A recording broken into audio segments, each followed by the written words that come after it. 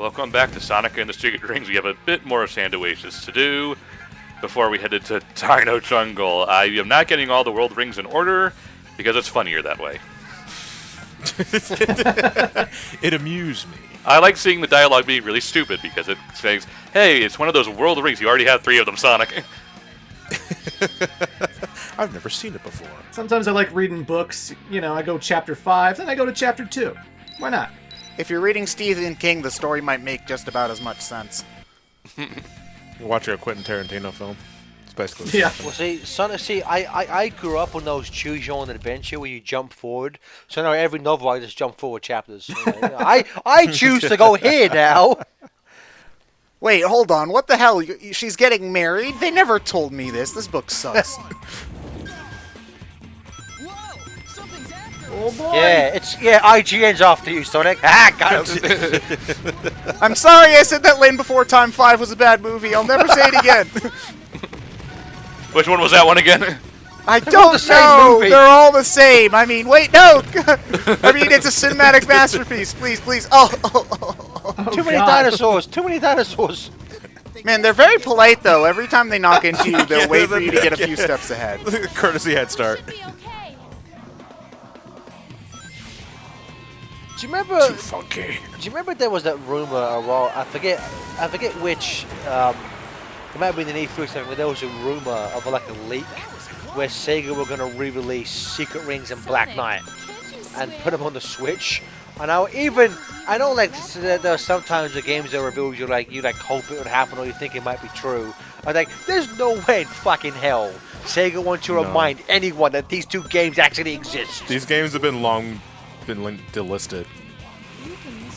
I believe it was this Black Knight 06, and I want to say even on Yes, Unleashed HD was delisted. yeah. Wait, like, what do you mean by delisted? Like, It's not on the it's not on the shops anymore. Yeah, there was a thing. Sega around like 2009, Sega really Sega of America specifically.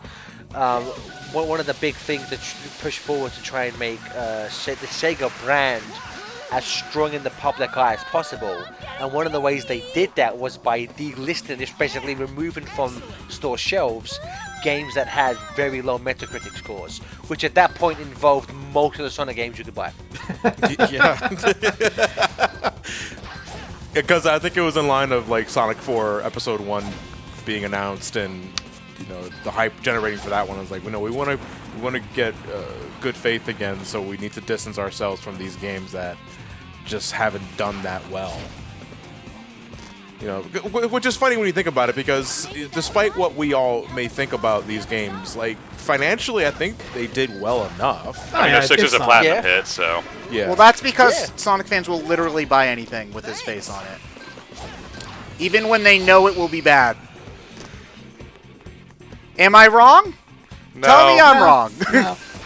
What about to be fair, like, you kind of just described most fandoms. Yeah, but the thing, okay, here's the thing is that eventually at some point, people will stop buying the games when they consider the quality to not be that good. Like, oh god, I'm struggling to think of an example, but I think like, Bubsy. okay, you know what? Well, Bubsy didn't have Bubsy fans don't have a choice. There are Bubsy fans. Someone's buying those fucking games and keep bringing them back. The game came out 2017. You know that Paws on Fire game came out this year. Someone's buying this shit. I mean, you did for review purposes, but... Yeah, but It was it's made still, because it's of still a irony. sale. Yeah. Ultimately, that's Okay, so it's not a game, but like the Batman movies in the late 80s and 90s. Like once Batman Forever came out and people generally didn't like it, when Batman and Robin came out and the reviews said this one's bad too, people didn't really go and see that movie, Like I would argue Batman and Robin is the sole instigator of that. Not so much Forever. Yeah, Forever still did really well. Forever is for the first 4. If we just include those first 4 movies, Forever did the best at the box office by a sizable margin. Oh, In fact, even adjusted for inflation, Forever is the 4th most successful Batman movie in cinemas. Yeah, this is when So- Jim Carrey was like at his peak career. Yes, I mean Yeah. also it's just like Ted, I think movies is kind of a bad example because as long as they make money, studios don't give a fuck about critical response, which is why we had 5 Michael Bay Transformers movies. I was just about to bring it up. Oh God. Okay, that is a good point. But you know, and also Ted, this is an example you'd enjoy: the DCEU. They keep making those movies, and with the exception of the last few, the first 5. Generally speaking, did very bad critically, but people went so to go people see Batman v Superman, and No, they didn't. yeah, they did. The first they were talking. Okay, they were Release talking the all Snyder over Cut. this when Release the movie the came Snyder out. Cut. They were like, the fans have spoken. #1 opening weekend of all time. People. Well, went to because it see was that freaking stupid March. No one has a record for March. Yeah, well, it's still people went to go see it. They were advertising. Look at how much people went to see our movie. It is crazy how this just shows you how kind of how Hollywood is kind of its own weird bubble.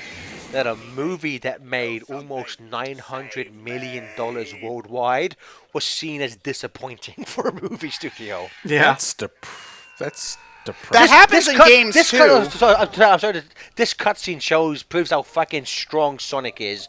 I know this isn't Eggman, but Eggman cannonly weighs 280 pounds. What the fuck, Sonic? That's impressive. Yeah, but that happens in games too. I think it was the Tomb Raider reboot sold 5 million copies or something like that, or maybe it was. Well, that's 3. because Square doesn't know how to budget anything. Yeah. Oh, yes, that's true. But that was it only sold X million amount of copies. That was a disappointment.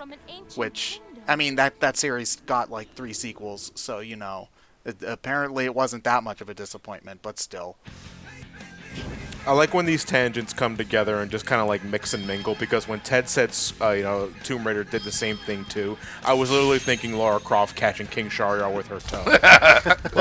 She fights dinosaurs. And I was going to say, what the fuck is he talking about? She fights dinosaurs. It's canon, all right? She could be lying around here looking for dinosaur eggs. She's been to many wicked jungles, all right? It's fine. Too funky. Also, Ryan did not do the dinosaur egg mission for this playthrough, so this. Do you really want to have 10 minutes of me going in a circle and nothing happening? This LP is illegitimate. Worst channel ever. I'm unsubscribed. It's a non-essential mission. That's true. This whole game is non-essential. The only reason you do it is because you hate yourself. What do you get for doing the extra missions in this? Nothing. Closer to death. Satisfaction. I believe you can unlock. You don't even get satisfaction. They have red rings in it for multiplayer The big content. collectibles and secret rings are the medals. You want to try and get gold medals on every single stage, which means beating the stage really, really quickly. You want to try getting all the red rings, because that will get you extra characters for the multiplayer, so you want to play as Silver or Blaze or Cream the Rabbit or whoever. And yeah, there's concept art. There's videos. I can't remember what the videos are about because it's been a long time. The video. There's some of them are pretty nice. There's kind of in progress versions of the CG cutscenes. There is a. They have the the animatics of the ending. Yes, it's pretty cool. There's one where it's called the developer diary, but it's literally just footage of people typing at their desks. Yeah. And there's music. There's one of the level tracks, and you can occasionally hear a woman humming as well. It's kind of a weird video, but at this point, that was the most extra shit. And also there's tons of artwork. There's also the cat diaries. Oh yeah, the cat's in this. You got to find him in every stage. Which it's a thing. It's again, on paper, there's so much extra shit to unlock. There's the full campaign, there's the multiplayer with 40 mini games. Admittedly, better than Sonic Shuffle, but yes, but that's not saying much. That's not very. Yeah, it's also not very hard to do. It's like saying this game is better than 06. It's like saying that the mini games in this are better than Sonic Shuffle. Literally means nothing. Because Sonic Shuffle is just that bad. But so what happened to Ryan there, I think, is the biggest problem with this game is just how bad the fucking controls are. Can't stop. You get blindsided by tons of shit. Can't stop. Just go. Don't take that literally, Sonic. There's a couple of points throughout that level where you'll be running along, and then there will be a log there that will stop you because enemies appear too fast for you to literally react in time for you to like attack them. So the developers literally put a log there that you will have to run into and stop so that you can mentally process, oh, there's enemies, I have to jump. As opposed to like a good Sonic game where they'll just have you see the enemies in the distance and you time your jump like a real video game. But you know. And if people haven't played this before, when you're thinking about the motion controls, this isn't like with a Wiimote and nunchuck where you're moving with the control stick and you're like flicking every now and then. No, you're holding the Wiimote sideways and you have to push it, you have to tilt it forward for Sonic to move forward. And when you want him to go backwards, you have to tilt the Wiimote backwards. And sometimes it just doesn't register when I'm trying to like backstep. And Sonic keeps running into a cactus or something when I'm trying to just like back up a little bit so I can homing attack something. Or go to a spring like he just did there. Yeah. You could be dead center on the sensor bar and it'll give you problems throughout. It's just the game's control is changed. The break also takes about 5 hours for Sonic to stop, so what I learned to do was quick jump and then do the quick stomp down, because that will actually get you to stop and play.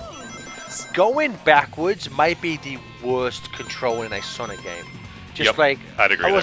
And so many missions make you do it. Yep. Yeah. Which, to be fair, like Black Knight has that issue as well. Going backwards in Black Knight is not fun. The biggest fix that Black Knight does is that you are not constantly moving.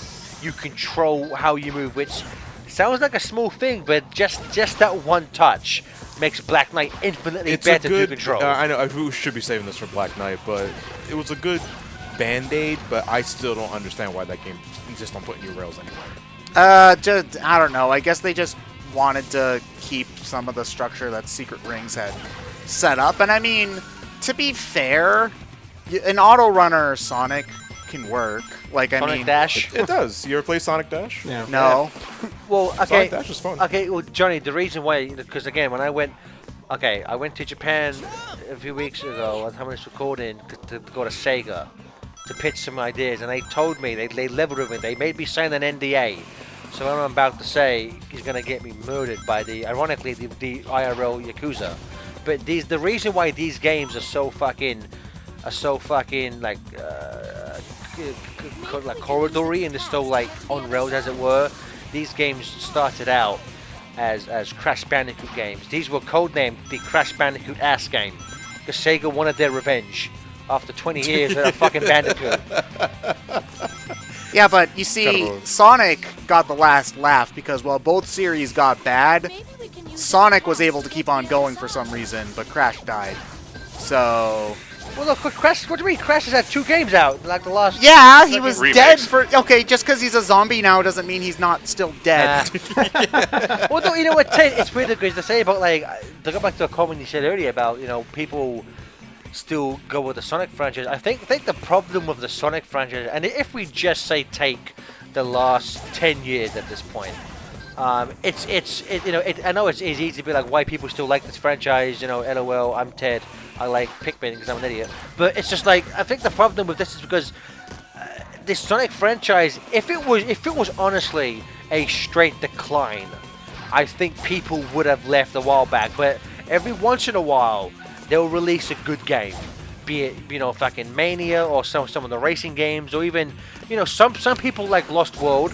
Not a perfect game, but I kind of whatever. So I think would it have been like Crash Bandicoot? Well, I want to say like the last couple of his games were just critically not well received. Like they just kept, you know, there wasn't a upcline of any way. I think, you know, if say we get to 5 more years, and if we take away Mania from this equation, if say in the next 5 years the next 2 or 3 Sonic games are of the same level as Forces, I think at that point then we will start to see a big kind of like, I've wasted my life, which we all feel that already. If it wasn't for the fact that we do this for YouTube to try and get paid and laid, none of us would be playing these stupid fucking Hedgehog games. Sonic the Hedgehog has never gotten anyone laid. I'll check you. Okay, Ted. And I'll just sit here. You sound like someone who attempted. Oh. Attempted what? Have you tried? No, I was talking to Ted. Oh, You yeah. try a Sonic pickup line? You got to check No, out hard. well, Ted, like, not to get into it, but like, I met my wife through a Sonic and Least LP, so, and I have a son, so check my. Gareth, I'm sorry to say, your wife is adopted. Not the turn I was expecting. Let's see where it goes. Next week on Maori. My wife had a baby, and Sonic's the father. Oh God. Dad was proud, he didn't care how. I think the only reason why Sonic is still a thing today, despite all this shit you have to sift through, is 25 plus year career, whatever the hell you want to call it, is that I do believe that whenever he does crank out a good game, it is like a legitimately crazy good game. Yep. Yeah. And people can ride on that for a long time, and in a way, it Sega kinda do. gives, yeah. I know. Remember Generations? 10 years ago. Remember people- Generations, which was this You'd game be about crazy. remembering the other games we made? Yeah. You'd be crazy not to ignore the amount of like fan presence this series has, because without them, Yeah. I like to think that this career the game after Generations bombed, this series would be dead in the water. I mean, it kind of did, though, is the thing, because the next game was Lost World, which did. Officially, it wavered, of course, which is nothing new for Sonic. But I would say in the past 10 years or so, the fan projects and the community projects have ramped up significantly, and because of that, we got Mania. Oh, yeah. I mean, also with Ted, to be somewhat fair to Sega, I don't think you can 100% lay blame for Sonic Lost World's underperformance on the game itself. Oh, no, Because the Wii U because when it being, came out, barely anyone had a fucking Wii U. So in that regard, I don't think. I mean, again, I don't think. Say if you'd have put Lost World on like PS4, Xbox, PS3 rather at the time, I don't think it would have set the world on fire. But I don't think it's fair to blame the franchise for Lost World. That's Sega and had that stupid fucking Nintendo exclusive contract for 3 games, which helped literally nobody in that regard.